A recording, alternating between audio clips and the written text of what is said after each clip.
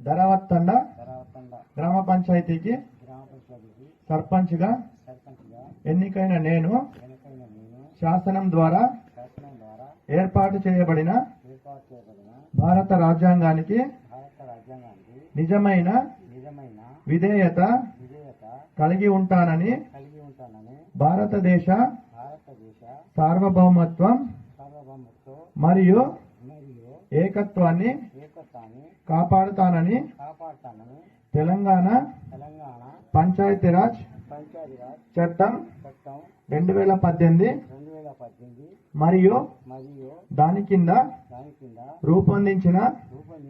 నియమావళి ప్రకారం నా విధులు మరియు బాధ్యతలను భయము పక్షపాతము లేకుండా నిష్ఠతో మరియు